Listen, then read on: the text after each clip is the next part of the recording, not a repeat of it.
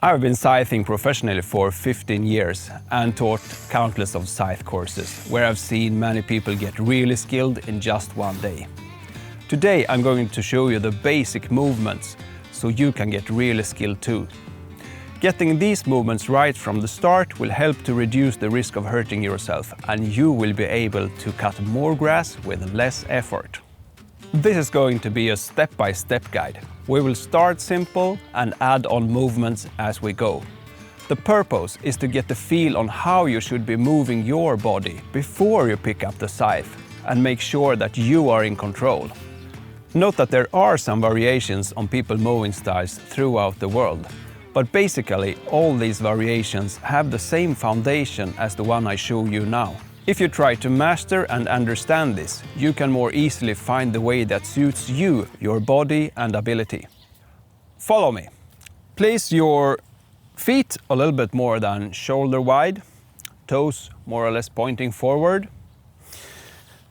Your lower back should be curved a little bit and your knees just slightly bent. This is a position that's very much like a Tai Chi or any martial art position. You should feel comfortable, like the torso is grounded here. And from this position, we start just to move from side to side. Pushing away with your toes and forefoot, and landing on the other foot with your toes and forefoot. Completely shift the weight from one foot to another. This is really important, that you really should feel that when you are in your left foot, you're 100% of the weight on your left foot.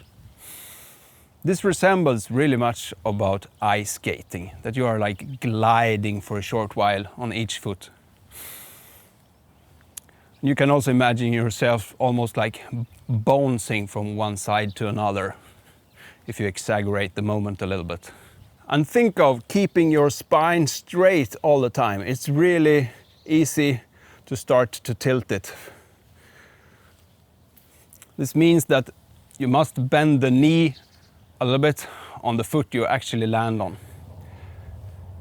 And when you are moving a lot from side to side, you will like pull the heel with your leg and just slightly let the heel come along, not lift it really.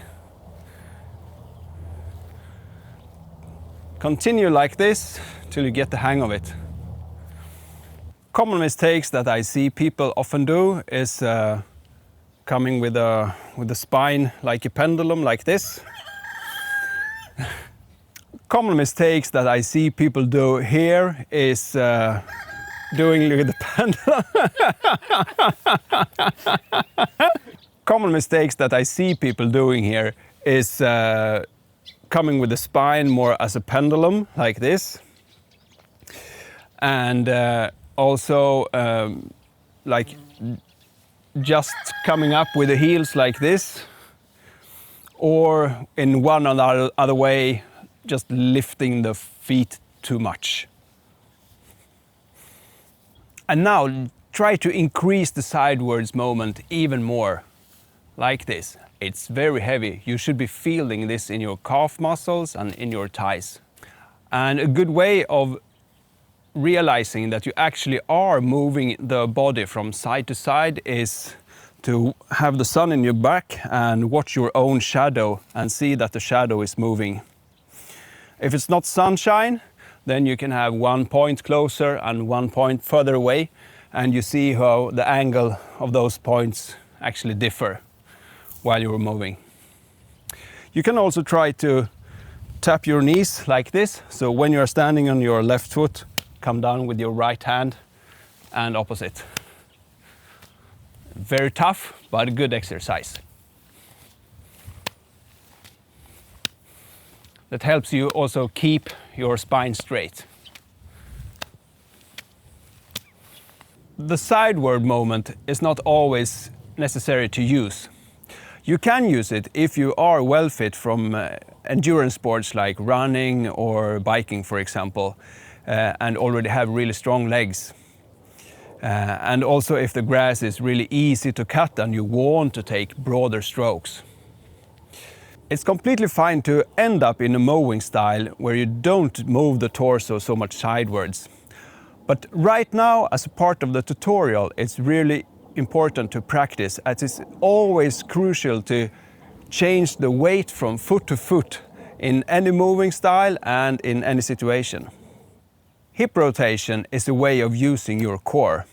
It is used in many sports, and I think it's so interesting and important to understand this. Many people use this just naturally, while it for others can be a real eye-opener. Together with the side-to-side movement and the weight shifting from foot to foot, the hip rotation is used to throw out your arms where you want them, with the power from your core.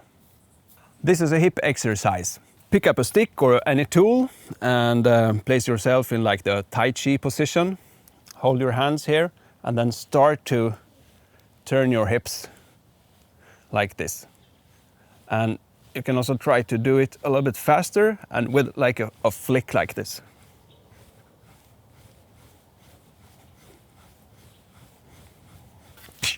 Let's add the arms. Stretch out your left arm with the elbow straight and pull your right arm here with the pointy elbow back. Palms down and keep them just above hip level here. And from this position, where you have weight also on your right foot, you start to pull back your left hand, switching over the weight to the left foot. And try to combine these movements. Always the palms in the same level. Maybe it can be easy if you imagine someone you don't like standing on your back, hit them with your pointy elbow. And when you put a little bit extra focus on when you're pulling back your left arm, try to like start that pull back with pulling back your left hip. You really feel that you use the hip for bringing back the left arm. So always land with your hand distinctly in your side. Keep your eyes forward and keep your body moving from side to side.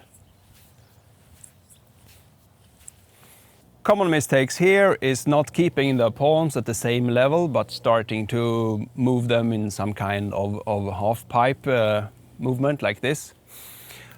Also really common that when you stretch out your hand, you also stretch the back like this. And from here, you don't use the hips and you just lean your spine. Your spine should be grounded. Also remember the hips, so you don't do it just like this without any power. The next move is what I call ass to grass. It's a little drop. So just when you start to pull back your left hand and make a distinct push away with your right foot, just drop your butt about an inch or two. Drop, or drop, or drop, or drop, or drop.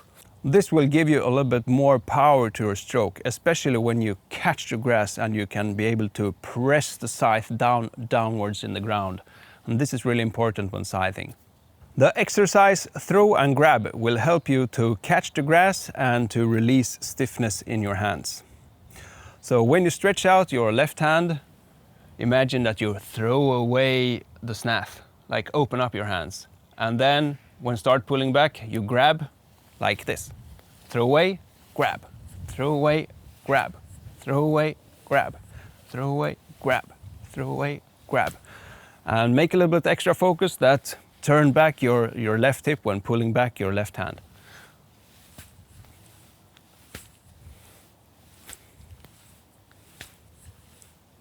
And again, we are not leaning the body, but keep the spine straight.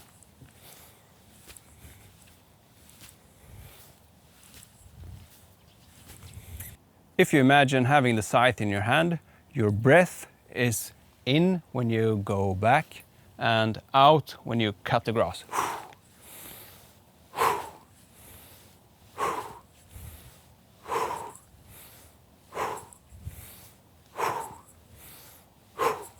And lastly, let's add a small step forward. And this is easy. Just move the foot a little bit forward that you do not have the weight on, like this.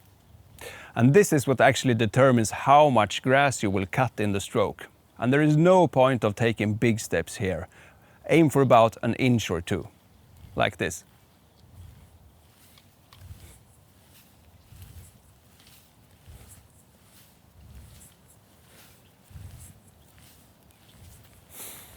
Common mistake here is to make the stroke and then take double step.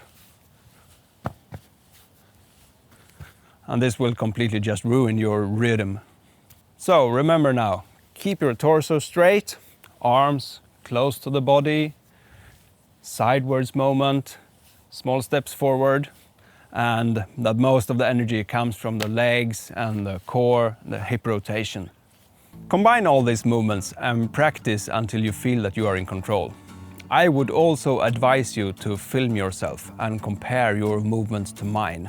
It's easy to think that you are doing the same thing, but you might not be. So filming yourself is a great way to take notice of things you might need to adjust. Let me know in the comments if these movements were helpful to you and if you noticed any mistakes that you did when you watched yourself on video. When you got this down, the next step is to add the scythe. If you want to see how that's done, check out this video right here.